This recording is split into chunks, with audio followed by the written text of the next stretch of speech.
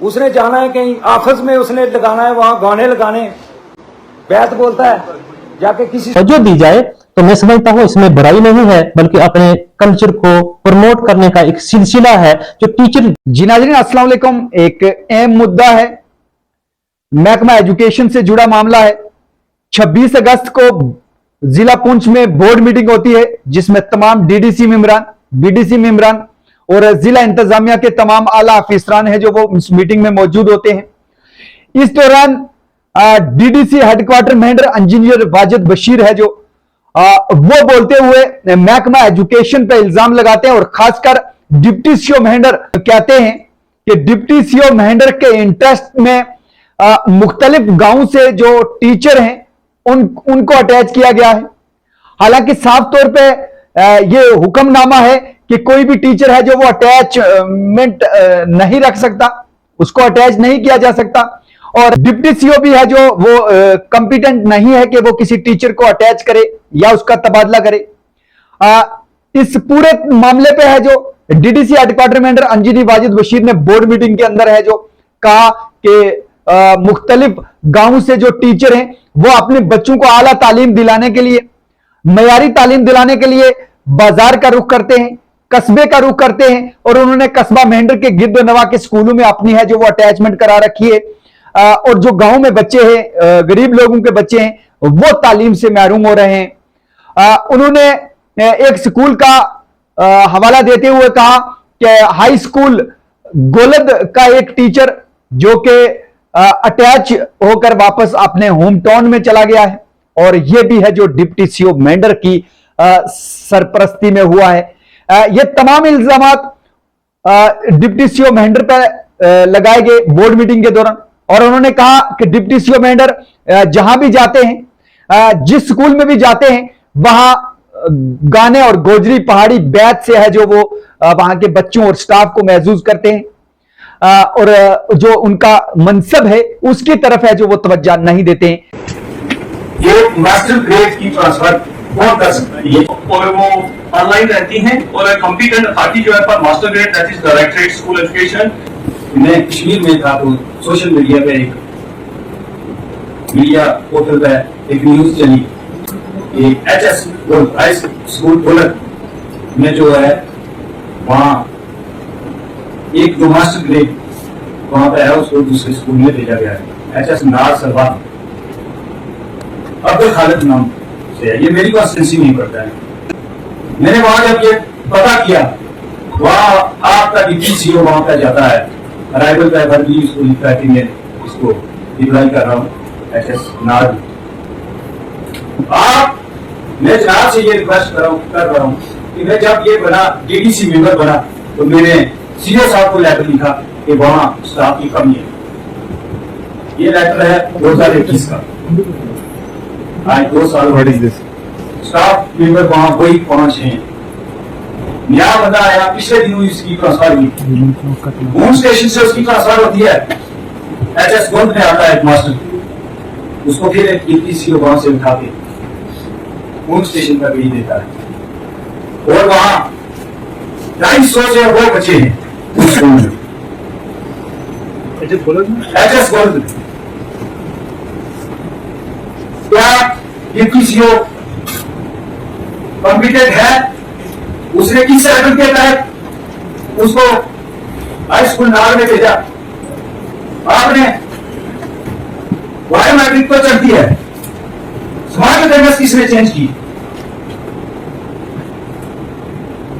ये मैं पूछना चाहता हूं जनाब से कि हमारे लोगों के साथ फिर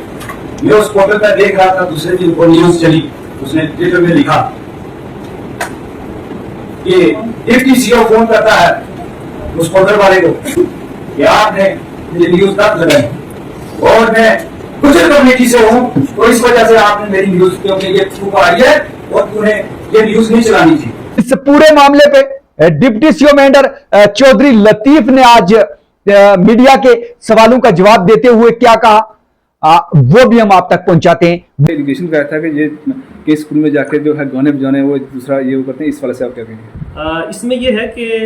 डीडीसी मेंबर जो हैं वाजिद बशीर खान साहब, ये शुरू से ही मेरे साथ जो है वो इनके जो कमेंट्स हैं वो मेरे लिए अच्छे नहीं हैं, क्योंकि वो नहीं चाहते कि एक एसटी वाला बंदा जो है वो मेंढर में आके कमांड करे, वो उनको बर्दाश्त नहीं हो रहा। बहरहाल उन्होंने मुझे कुछ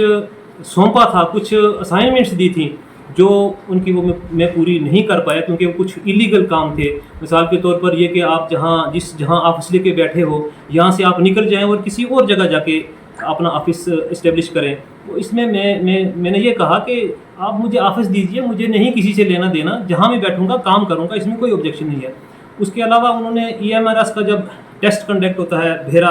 जो स्कूल है हमारा मॉडल स्कूल, उसके लिए उन्होंने कहा कि हमारी 2 बच्ची हैं, इनकी सिलेक्शन आपके ज़िम्मे है, आपको करनी है। तो मैंने डिनाई किया कि ये मेरे बस की बात नहीं है, मैं कुछ नहीं इसमें करवा सकता। उसके अलावा उन्होंने और भी एक मुतालबा रखा कि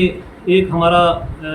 अकाउंट असिस्टेंट है जो डिप्टी CO ऑफिस से मनकोट गया है, तो उसके खिलाफ उन्होंने बहुत कोशिश की कि इसको वापस ले लिया जाए, लेकिन मैंने इस ज़िम्मन में इनकार किया कि एक स्टैंडिंग ऑर्डर है कि ZDO ऑफिस में कोई भी टीचर काम नहीं करेगा। इस सिलसिले में हमने नीड बेसिस पे उसको मुझसे पहले ही भेजा हुआ था मनकोट जोन में, तो वो चाहते थे कि ये गुज्जर आदमी है, ये वहाँ नहीं होना चाहिए, लिहाजा मैंने उसको वापस नहीं लाया क्योंकि मेरी कम्पिटेंसी में नहीं था और वो नीड बेसिस पे गया था। वहाँ से टीचर हमने निकाले थे और वो लड़का LLB था और वो कोर्ट केसेस को वहाँ देखता था, लिहाजा ये उसके DDC साहब मेंबर साहब के काम मुझसे नहीं हो पाए, इसीलिए वो जो है वो बारहा मुझे टारगेट कर रहे हैं और हरास कर रहे हैं। जो टिक्कू खान ने वहाँ उठाया है कि गोलद हाई स्कूल में 6 सेंक्शन पोस्टें हैं और वहाँ 5 बंदे काम कर रहे हैं, ऐसा हरगिज़ नहीं है। बेशक वहाँ 6 पोस्टें हैं, लेकिन इस वक्त वहाँ 8 टीचर्स जो हैं वो काम कर रहे हैं, बाकायदा अच्छे तरीके से काम हो रहा है। जहाँ तक गाना बजाने का सिलसिला है, एक तो उन्होंने कहा है कि उन्होंने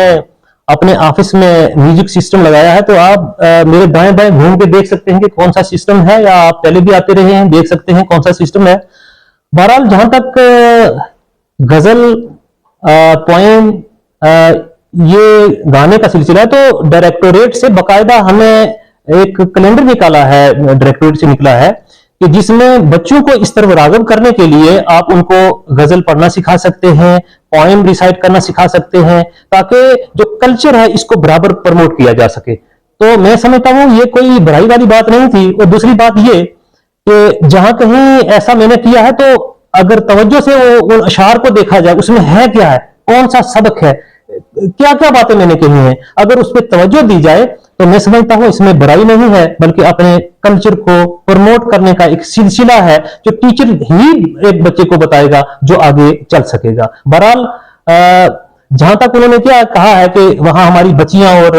बहनें हैं उनके सामने, तो मैं समझता हूं कि ये किस एंगल से उन्होंने लिया है ये मेरी समझ से बाहर है। ये वही क्लियर कर सकते हैं कि इसके पीछे क्या राज है। जी नाज़रीन, DDC headquarter engineer Wajid Bashir के इल्जामात के बाद डिप्टी CO मेहंडर ने भी अपना तर्क रखा।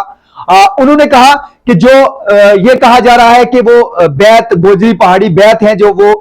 मुख्तलिफ स्कूलों में जाते हैं और बोलते हैं। डिप्टी CO मेहंडर ने कहा कि ये नई एजुकेशन पॉलिसी के तहत हमें लोकल लैंग्वेज में है जो कल्चर को प्रमोट करना है, लोकल लैंग्वेज को प्रमोट करना है, उसको मद्देनजर रखते हुए भी मैं अगर किसी प्रोग्राम के अंदर ये गुनगुनाता हूं तो हमें जो नेशनल एजुकेशन पॉलिसी है उसमें ये कहा गया है और उसके तहत है जो हम ऐसे प्रोग्राम हैं जो वो करते हैं।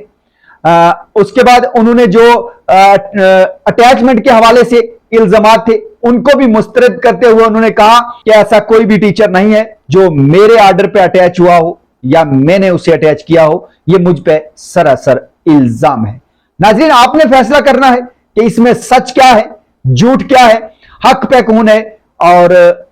न हक कौन बात कर रहा है। लेकिन स्कूल के निजाम की जहां तक बात करें, मेंढर के स्कूल मेंढर के मुख्तलिफ गांव के हवाले से अगर हम बात करेंगे, स्कूलों का निजाम बेहतर नहीं है। स्कूलों में वैकेंट पड़ी पोस्टें हैं जो वहां की तालीम में काफी रुकावट बन रही हैं। और DDC headquarter Mendhar engineer Wajid Bashir का यह बयान भी हकीकत पर मबनी है, जो उन्होंने कहा कि अटैचमेंट की वजह से है जो गांव के स्कूलों में तालीम का निजाम दुरुस्त नहीं है, चाहे वो अटैचमेंट की वजह से हो या पोस्टें वैकेंट होने की वजह से हो, लेकिन गांव में तालीम का निजाम है जो वो बेहतर नहीं है। इस जानब है जो इंतजामिया को आला तालीम याफ्ता लोगों को और महकमा एजुकेशन को खास तवज्जो देने की जरूरत है, ताकि गांव के स्कूलों को भी मयारी बनाया जा सके, ताकि जो लोगों का रुख प्राइवेट स्कूलों की जानिब है वो कम से कम गवर्नमेंट स्कूलों की तरफ